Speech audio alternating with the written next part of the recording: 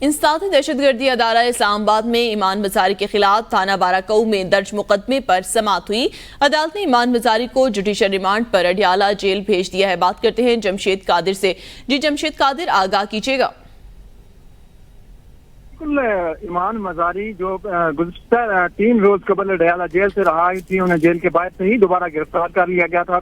खन्ना में उनके खिलाफ, थाना बाराको में उनके खिलाफ दर्ज मुकदमा है, जिसमें जो फंडिंग के हवाले से है कि उन्होंने लोगों से पैसे इकट्ठे किए और जो पीटीएम का जलसा हुआ वो उसके लिए इस्तेमाल हुआ, जो रियासत मुखालिफ एक सरगर्मी थी। इस हवाले से उन्हें गिरफ्तार किया गया था। अदालत ने 3 रोजा जिस्मानी रिमांड के बाद आज अदालत में उन्हें पेश किया गया और अदालत ने उन्हें जुडिशल रिमांड पर अडियाला जेल भेज दिया गया, अडियाला जेल भेज दिया है। जिसके बाद ईमान मजारी के वकीला की जानिब से दरख्वास्त जमानत भी दायर कर दी गई है और उस दरख्वास्त पर 4 सितंबर को अदालत ने फ्रीकैन को नोटिस जारी कर दिए हैं। जी 4 सितंबर को फ्रीकैन को नोटिस जारी कर दिए हैं। बहुत शुक्रिया जमशेद कादिर आगाह करने के लिए।